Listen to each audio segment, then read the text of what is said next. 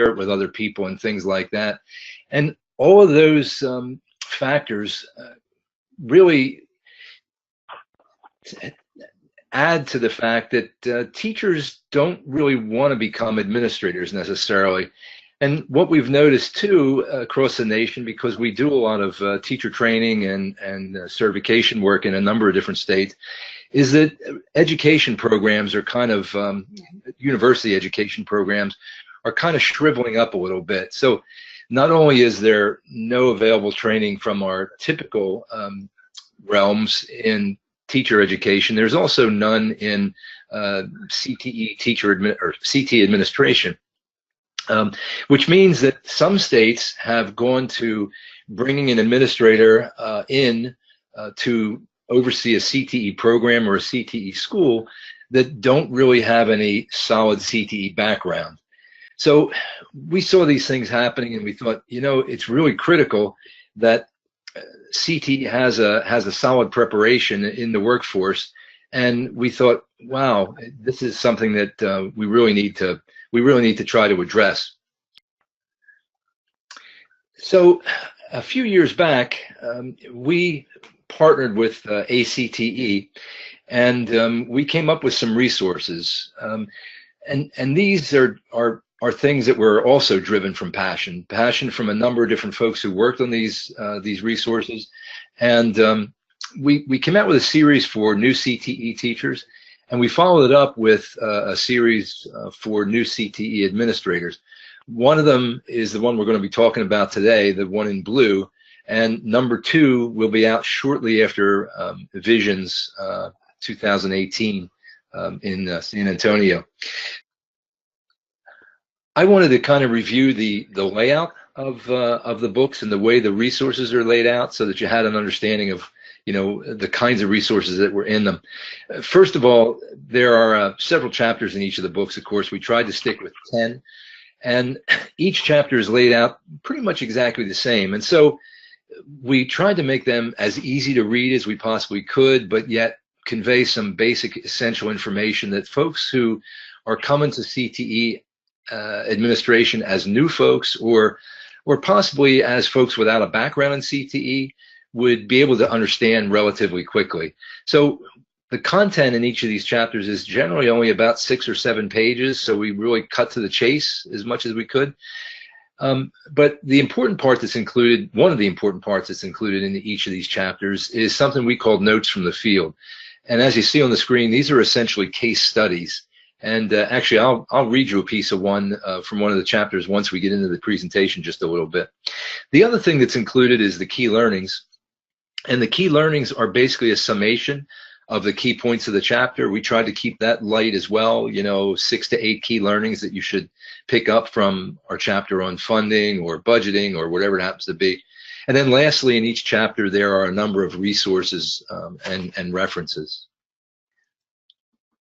So some of the topics that were addressed in this resource are on the screen in front of you. And, you know, for our Spotlight series, we wanted to try to, again, just kind of give you a flavor of the kind of information that's in a few of the chapters. So basically what's going to happen here today is I'm going to review one of the chapters. Actually, I'm going to take a quick look at employer engagement.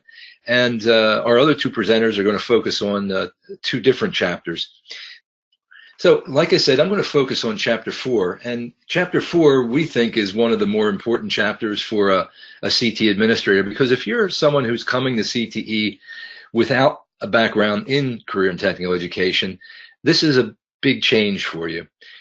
We have something called an OAC, an Occupational Advisory Committee. Some people call them technical advisory committees, but essentially these are groups of practicing professionals, individuals in the field, who are hopefully going to help you shape your curriculum so that you can address the needs of your, you know, your local workforce. Of course, you're going to use other folks as well and other resources as well, your workforce investment boards, your local labor market projections, things like that. But, you know, if you're an administrator overseeing math and science and English programs, that's usually not something you have to deal with. So we spent a lot of time talking about employer engagement. And I guess, you know, even though there are 3 bullets on this slide, I think the most important piece regarding employer engagement is pretty simple. It can be summed up really in one word, and that word is listen. Don't talk at employers, listen to employers, listen to what they are looking for from you. They already feel that they're giving into the school system via the taxes that they pay, and they may feel that they're not getting anything out of it. Now's your opportunity to prove them wrong, to make a sale, so to speak, to make sure that you have buy-in for your programs. So we spend a lot of time in the chapter talking about maximizing the advantages offered by fully engaged employers. We talk about controlling the quality of the membership, and as well as controlling the agenda. As administrators, this is one of those things that you probably should plan collaboratively with your teaching staff, and not just let it be a report out where you're spewing information out to your committee, but being something that you're listening to people and trying to determine how best to help those individuals. So in chapter 4, we have a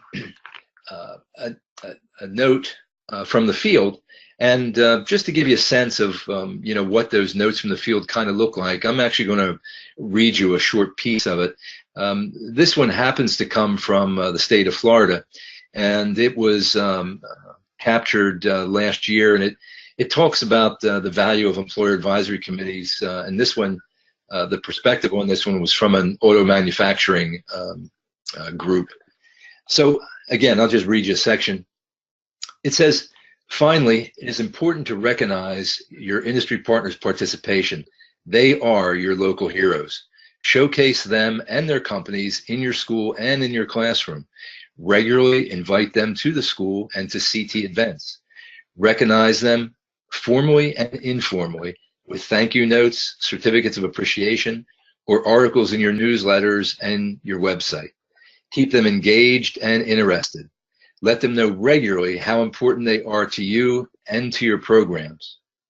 One of our heroes is the owner of a precision machining company that makes parts for the aerospace and aviation sector. He has worked closely and tirelessly with our center, the local community college, technical centers, and many other partners.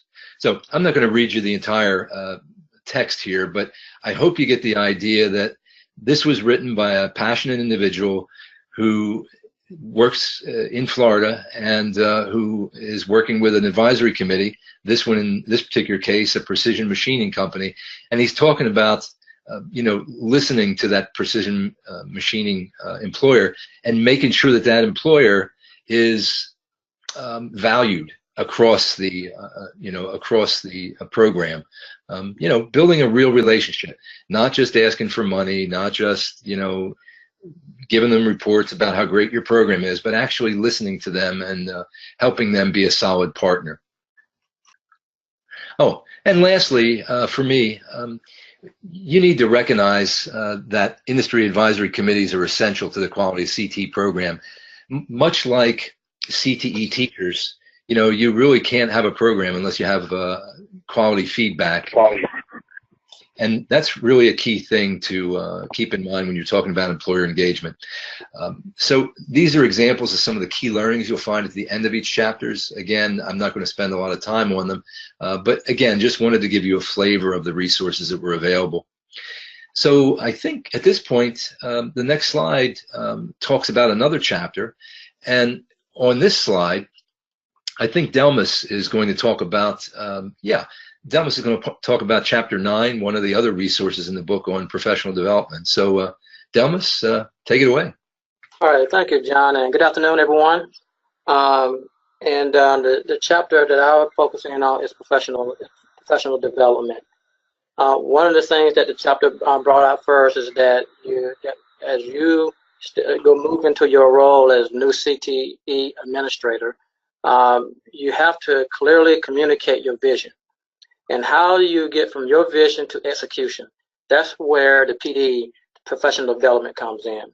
A lot of times you don't have the luxury to bring in new team members, so you have to develop the team that you currently have, to set goals, to make sure everybody's on the same page. And that's where your PD will come in to to develop that team, to make sure everybody understands exactly how we do things. And I think there are three groups of individuals that you need to kind of design your professional development.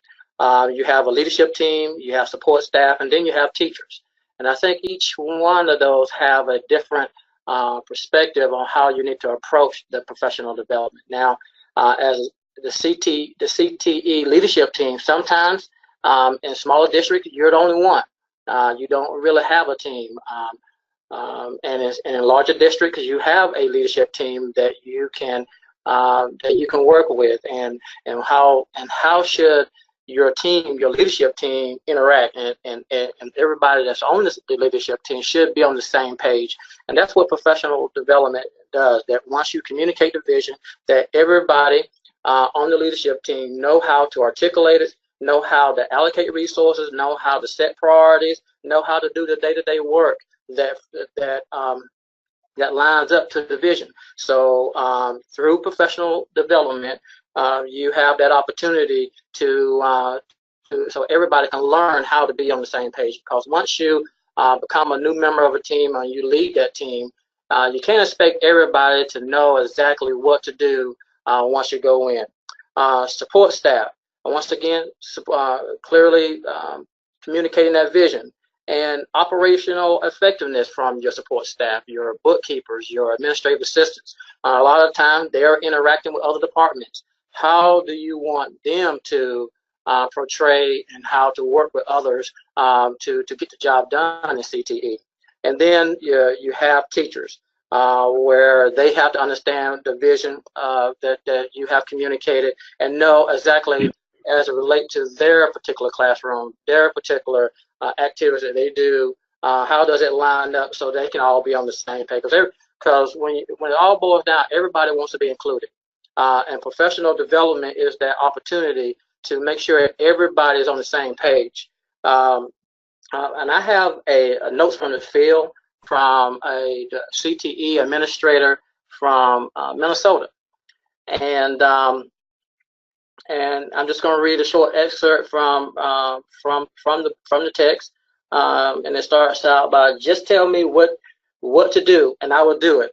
As a CTE administrator, I've heard this statement many times from new and experienced CTE teachers and faculty when discussing PD needs. They want to do their jobs well. They work hard and always dedicate time for their students, tending to their labs, shop areas, ordering supplies, spending time on student organization activities, always seem to come first. But your role as a CTE administrator, it is your job to encourage and support teachers and faculty in this effort, developing professional learning communities, which this administrator focusing on professional learning communities as their method of PD to get all the staff members on board. Developing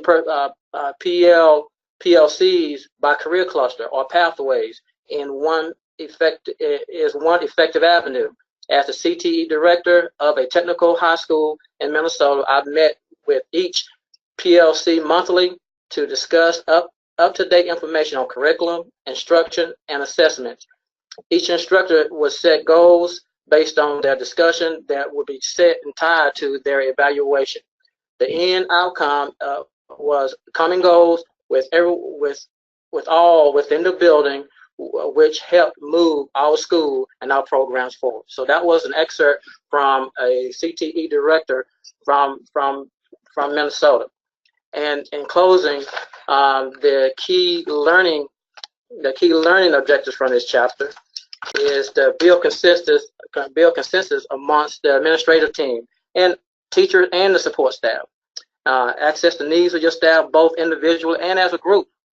And then lastly, to consider a retreat as a method of building that cohesiveness, to make sure everybody understands that when the vision has been communicated, what do we do as a department, as CTE from this school? How do we operate? What guides our actions? And PD helps us to learn how to work as a team. So that is just a small excerpt from chapter 9, and Clyde will move into the funding piece as it relate to moving into the role of CTE administrator. Well, thank you, Delmas. Chapter 10 deals with funding basics. We wanted to begin our project and our book by talking about the essentials of funding, because what we've learned is new CTE directors or superintendents that take over a current technical program have very little experience in college. The courses seem not to be as relevant for current technical schools as they are for traditional or basic education. So quite often it's a weakness of directors or new administrators going into a school. And unfortunately, when you go into a school, typically you start at the beginning of the school year, which is July 1, and you take over a school with a budget that you basically had nothing to do with, because the budget, unless you work there, the budget is prepared long in advance. So in all probability, you inherit a budget that doesn't reflect your priorities. So one of the things we talk about is learning to work within the existing budget. Here's where your partner, the business administrator, is critical. Talking to the business administrator to find out how the priorities were developed. In some situations, the business administrator does the budget totally. And when you think about it, we know that the budget itself, in many cases, can be 75 to 80% fixed cost. So that leaves approximately 20% of program money. So if we make cuts and we end up making them in the programs, we're destroying the whole purpose of what the school's all about. But unfortunately, this is quite often a choice for many directors. Where do I make my cuts? And it's difficult to make cuts on benefits and some other things. You certainly can't do that immediately unless you negotiate it out of a contract, etc. So we talk about learning to work within the existing budget.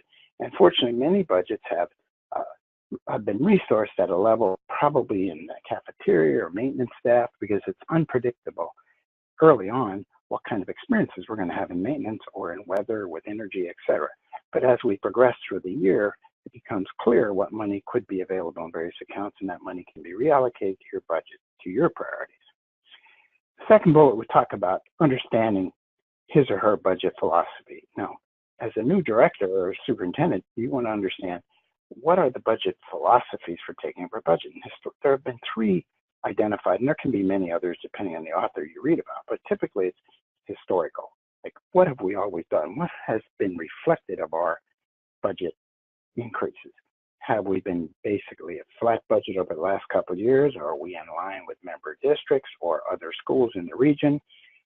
Is there a guiding light or an index from the state that says, oh, you need to be within this range or not above this range, or you go to referendum?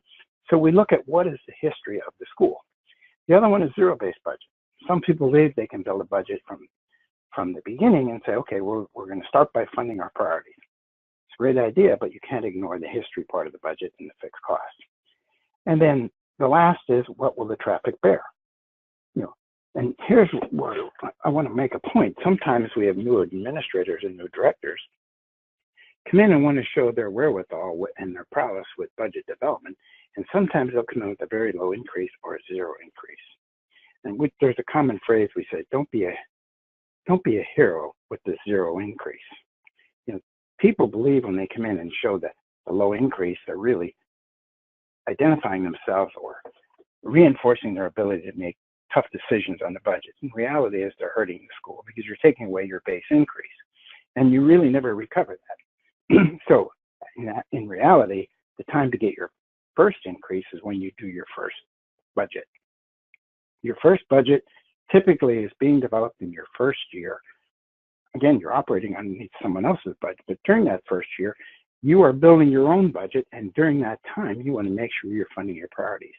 You want to identify all the needs that you've come up with, instructional equipment, programs, all those things that are on the soft side of the budget or the program side of the budget. When you do that, even though you may be way above what the traffic's going to bear, you're making your case for future budgets. The time to get the biggest increase is your first year in your first budget. That's the time to do your homework and say, this is my vision, this is what I've found, this is where we want our school to go. and you make it all about the programs and student achievement. Again, but that's not the case always, because sometimes people believe they reinforce their leadership by making cuts. And again, you're only hurting students in the long run and your ability to continue to get it. Then we talk about the next is understanding and investigate all revenue sources.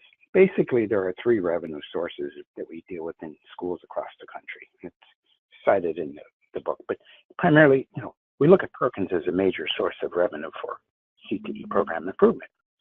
We also get, most states have some formula to subsidize the cost, the excess cost of running career and technical ed. As we know, career and technical ed costs more than basic education, and that's why it's typically done on a consortial basis, or in larger school districts, we have centers of career and technical programs. When we look at those 3 funds again, you have Perkins, as I said, you also have some form of state subsidy or state money that's helping offset the cost. And then the third source, and often the biggest source, becomes the member districts if you're in a consortium, or the district itself if you were in a large school district with many CTE programs. So the challenge becomes, where do I get the money to build and grow my budget?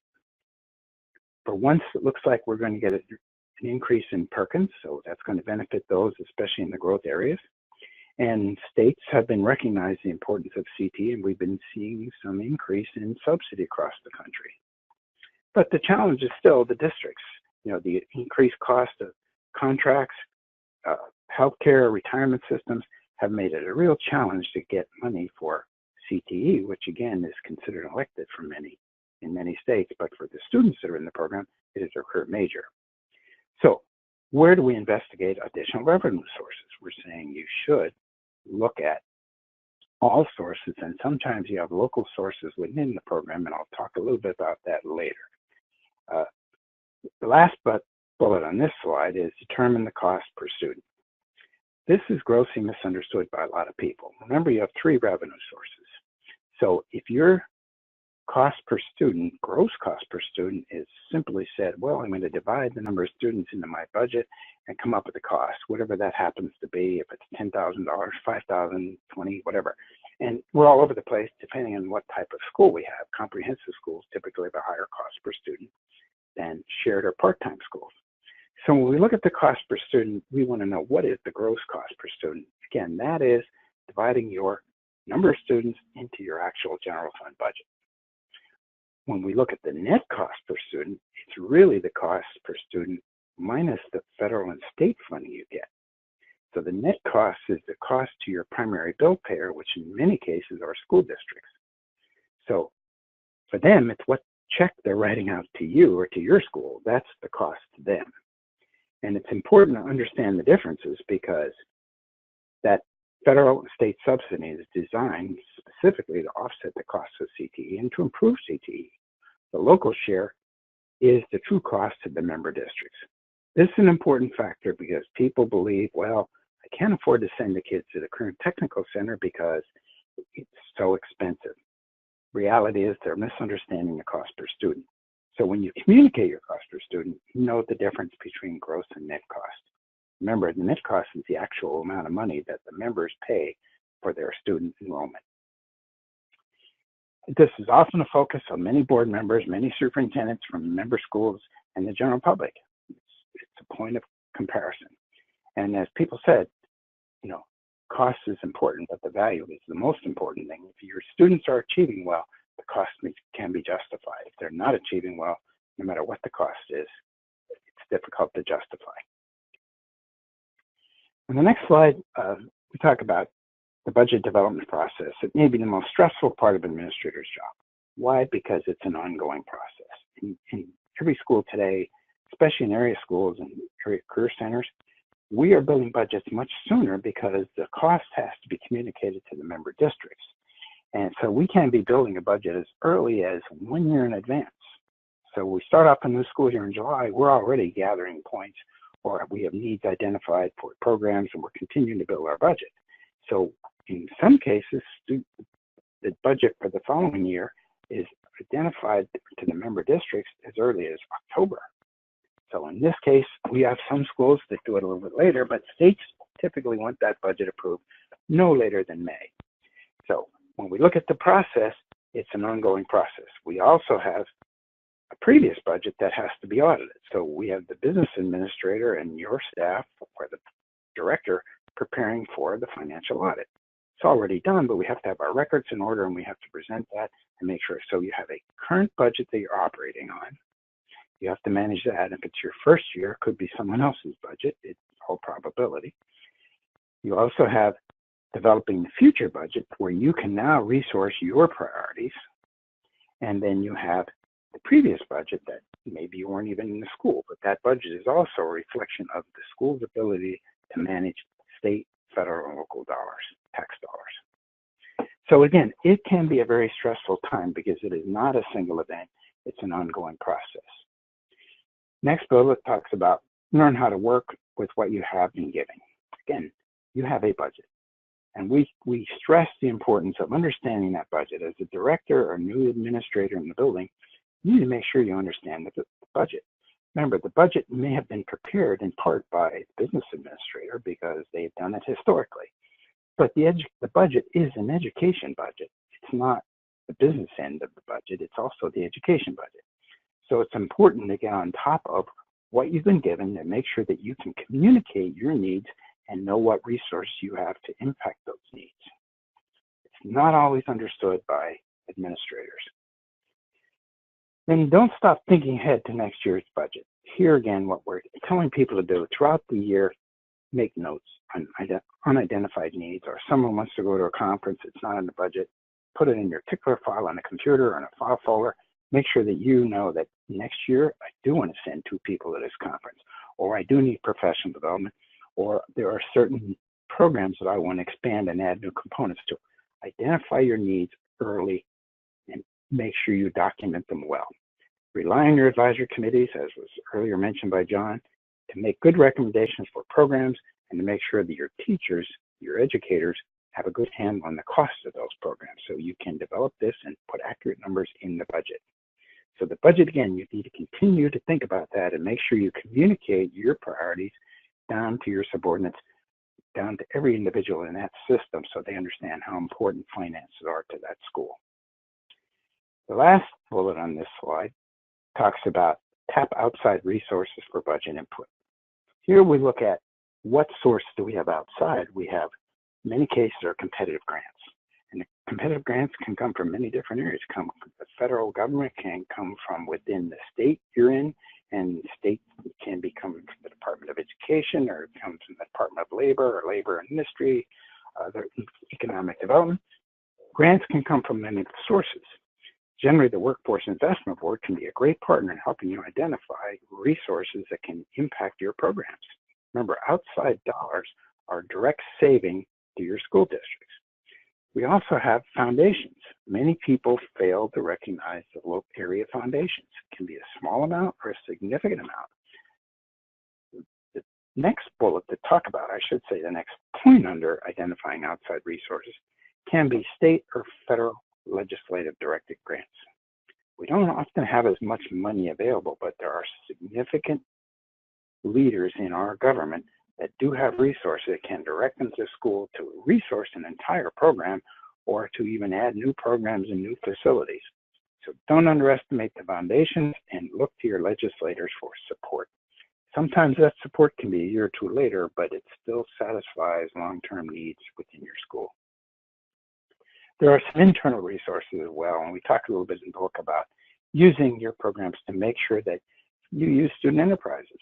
Like, what programs can you generate revenue? Is it cosmetology, or the culinary, or the auto labs? You know, what programs can generate? Is it a house project that you're building to sell to the public? And the last one that we talk about, it's internal, but it's also external in the fact that one of the greatest revenue sources for current technical schools is finding their niche in industry training. Capitalize on those programs that are in demand, whether it's electromechanical or machining or logistics or welding or some program you can support business and industry training and generate a significant amount of revenue. That revenue offsets your cost per student and allows you to resource money towards matching grants and also to reduce member district costs. Some of the 10 key learnings, or assess your priorities in your school's needs to meet your school goals. Here again, your first year, you're dealing with someone else's budget. We're asking you to identify. Every administrator goes into a school with a plan, and they learn as much as they can about that school. But once you're in the position, now you get to understand the real needs of the programs. You understand the frustration of advisory committees that may have been recommending certain pieces of equipment for years and not seeing results for many reasons. It could be budgetary, but it's important now to fund your priorities. Make sure that you know what they are, have a plan, and fund them. We often talk about schools that have a 5-year equipment plan. Reality is you have a 2-year plan. What can I fund this year? What can I fund next year? And the third category tends to be unmet needs that maybe I need external resources such as grants, etc.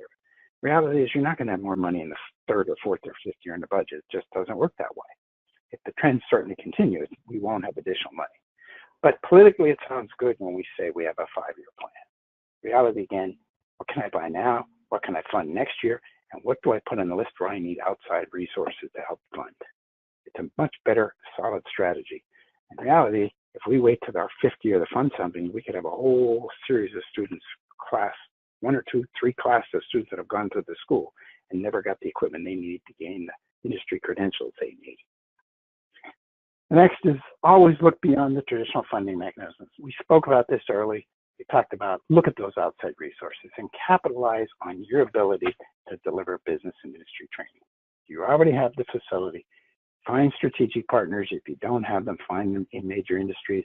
Work with colleges, work with other technical schools, but deliver programs. Work with third-party vendors. Sometimes working a tractor trailer or CDL program with a third-party collaborator saves schools money because they're not paying their retirement and some of the other benefits. Third, budgets must be presented professionally without subjectivity. This is an important point that we find many times directors and superintendents will go into a member district to present their budget and they'll introduce their business manager, and the business manager or business administrator presents the budget. That may have been the tradition, but if you want to establish the right kind of relationship and you want to show your expertise in managing their funds, it's better that the director or the superintendent present the budget and make the budget about students, programs, and student achievement. The other details, the business administrator should be there and they can answer those technical questions, or you can annotate them in your budget. But again, present it professionally and make it about their students and student achievement. John, I'm going to ask you to jump in a little bit about this. On the first book, we're talking about putting your data to work. This is the second series, the second edition. If you haven't seen this book, it's outstanding. It's looking at data from assessments and how you improve your programs. And John is one of the lead authors in this. So John, is there anything you want to add about that book? No, actually, at Vision 2018, we're releasing the 3rd edition of that book. So yeah, if you're interested in data, particularly from a CTE perspective, and using technical data to do program improvement to use for professional development, take a look at the ACT bookstore and thumb through it and see if it meets your needs. Thanks.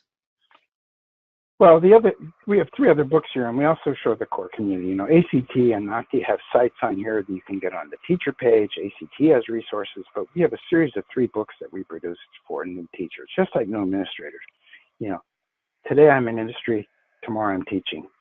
Most teachers that come from industry are typically unprepared professionally or pre-serviced as an educator. So they're learning how to teach as they're teaching their occupation. They're in the classroom, they're on the job learning. First they walk in as a master technician, now they have to become a master educator. So the book tells them what you need to do to survive the first year. And within the first year, it also says, okay, you're on the ground, you've survived your first couple of months. The next book says, let's continue those lessons of how to prepare you for continuous improvement. And it talks about networking, it talks about all those things that you need to do to become a better teacher. Find your mentor, find the best practices in other areas. The 3rd book is really about giving back to the profession. Now you've gone through the introductory part, you've gone through your internship, so to speak, as a teacher. Now it's time to give back and to grow in the profession, become a leader in education. So those 3 series are out and they've been very popular, and they're still available. All of these books will be available at ACTE. Yeah, that, I believe, concludes what you're going to say. But, yeah, thanks, Lon. I appreciate that. I want to thank you all for joining us today, and thank you as well to our presenters. I hope you all found today's presentation informative and that you have some takeaways that you can take back to your schools and classrooms. Yeah, so if there are any of you out there who have a specific interest, in talking to us about any of the topics that we've kind of covered in the new administrator book, new CTE Administrator book, our personal emails are listed there as well as the NOCTI general email. I'm sure you could probably also reach out to ACT for information as well. We do have a question from the chat that says, what advice can you give a regular educator trying to advance into administration of a CTE program as far as applying? And I'm gonna kick that one over to Clyde, because you may have had the most recent experience in that one. Would you want to try to field that one, Clyde? Yes, what we found is that there are many states have alternative certification methods, and more recently did we find that people who are coming from traditional or basic education can in fact take some type of a test, such as a praxis or through an interview, depending upon your own state and your certification, can get into career and technical ed. The book series that we've just talked about today, and the next one coming out, and there will be a third at some point, really are targeted for people who have very limited experience in career and technical education. Excellent resource. So get involved in the schools, go meet with your people who do the certification, whether it's at the state level or at the university level, and find out how you compare to the requirements. You may be ready to move right in. But join state associations as well in ACTE. The resources that are available are extraordinary for a new administrator, regardless of your background. We found the difference in most CTE versus basic education is not the implied mission, but the real mission to provide workforce development. To that end, it's all about the advisory committees, it's about the relationships with business industry, it's about having that dual mission of student achievement, but also resourcing the workforce and economic development needs of your community. Again, the book has chapters that explain all this, because this we found to be a weakness, even in many people who've grown up in the system, so to speak. They've done it for years and think they do a good job, and as John said earlier, sometimes they talk too much and don't listen enough. So get involved, go see a school, get on an advisory committee, and learn more about that school. Thanks, Clyde. That's great advice. John, there's one question that was in text that I would like to address. What can a regular educator do to advance in administration in CTE? Sure. What I would advise is that in your current program, establish a great program. Establish that that your students are connected to the industry. Your students have an active student organization. Make sure that your classroom runs effectively, efficiently. You start there. People that want to be administrators, the first thing you want to do, you want to be a great teacher for your current administration. So setting that example of what you want to do, what you want to see from your teachers when it's time for you to be an administrator. That would be the first thing. And then also, as you have a quality program, you will be noticed. That's the one thing that in my district that I serve 26 high schools and 19 middle schools, and I know which teachers I can count on that are doing a great job with their CTE program.